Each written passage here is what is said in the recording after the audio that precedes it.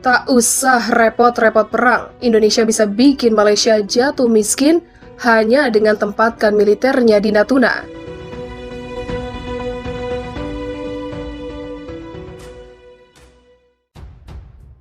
Pembangunan postur ideal militer Indonesia terus digenjot oleh pemerintah. TNI sebagai garda terdepan penjaga marwah bangsa mesti dikuatkan demi sebuah kedaulatan. Sekarang postur kekuatan pertahanan itu sudah mulai nampak. Hanya satu tujuannya, demi jayanya Indonesia. Maka dari itu, supaya tak gertak sambal saja dan menunjukkan jika Indonesia bakal tegas menindak setiap pelanggaran teritori, pemerintah sudah mengambil langkah-langkah strategis. Salah satunya mempersenjatai Pulau Natuna melalui minimum essential force alias kekuatan pokok minimum yang terbagi 3 tahap. TNI mulai mendorong maju arsenal perangnya ke perbatasan antar negara. Yang paling kentara ialah perkuatan Pulau Natuna yang dihuni oleh Batalion Komposit yang berisi satuan pemukul dari TNI AD, TNI AL, TNI AU. Anggaran pertahanan Indonesia yang semakin meningkat setiap periodenya berimbas pada belanja alutsista gila-gilaan oleh TNI yang bisa membuat meradang seluruh kawasan. Setelah pembangunan infrastruktur macam pelebaran dermaga, pembangunan landasan pacu, hanggar dan barak prajurit selesai, maka isian alat penggebuk pun mulai disuntikan ke Natuna. Kapal selam Indonesia KRI Arda Dedali 404 dipastikan Natuna bakal diisi oleh unsur kapal selam. Alat utama sistem senjata yang ditempatkan di Natuna pun tak main-main. Di sana disiagakan 3 KRI ukuran besar sekelas fregat Bung Tomo kelas dan korvet Diponegoro kelas untuk melakukan patroli di perairan Natuna dan Laut Cina Selatan. Terbaru tentunya korvet kelas Parshim TNI AL yang tanpa diduga ternyata ikutan nimbrung di Natuna. Sedianya juga akan ditempatkan kapal selam di Natuna untuk menanggulangi aspek peperangan bawah laut. Belum selesai sampai di situ, rencananya di Natuna juga akan ditempatkan 1 skadron pesawat tempur untuk melakukan operasi patroli udara berkemampuan maritime strike.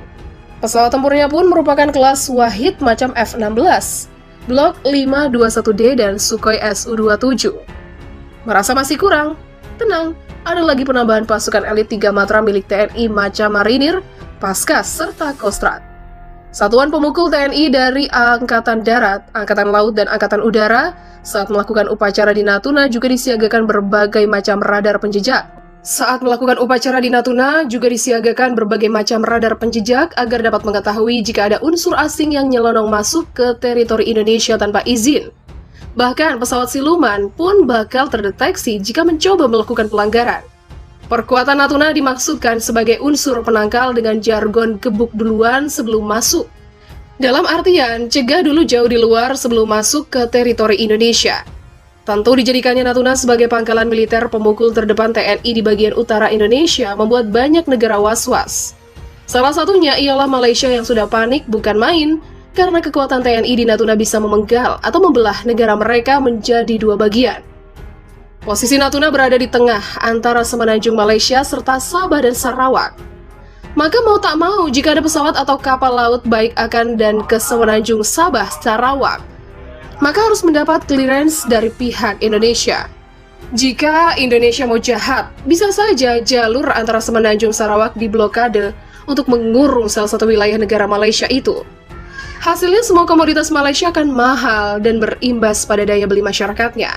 Tinggal tunggu waktu saja negara itu bangkrut. Jika nekat terobos tanpa izin, maka siap-siap saja terima akibatnya. Perkuatan di Natuna masih terus berlanjut dan di sana nantinya akan ditempatkan peralatan tempur kelas 1 nan canggih milik TNI untuk menghadapi segala bentuk ancaman yang mengganggu kedaulatan Indonesia. Yang paling kentara ialah perkuatan Pulau Natuna yang dihuni oleh Batalion Komposit yang berisi satuan pemukul dari TNI AD, TNI AL, TNI AU. Anggaran pertahanan Indonesia yang semakin meningkat setiap periodenya berimbas pada belanja alutsista gila-gilaan oleh TNI yang bisa membuat meradang seluruh kawasan. Setelah pembangunan infrastruktur macam pelebaran dermaga, pembangunan landasan pacu, hanggar dan barak prajurit selesai, maka isian alat penggebuk pun mulai disuntikan ke Natuna. Kapal selam Indonesia KRI Arda Dedali 404 dipastikan Natuna bakal diisi oleh unsur kapal selam. Alat utama sistem senjata yang ditempatkan di Natuna pun tak main-main. Di sana disiagakan 3 KRI ukuran besar sekelas fregat Bung Tomo kelas dan korvet Diponegoro kelas untuk melakukan patroli di perairan Natuna dan Laut Cina Selatan. Terbaru tentunya korvet kelas Parshim TNI AL yang tanpa diduga ternyata ikutan nimbrung di Natuna. Sedianya juga akan ditempatkan kapal selam di Natuna untuk menanggulangi aspek peperangan bawah laut.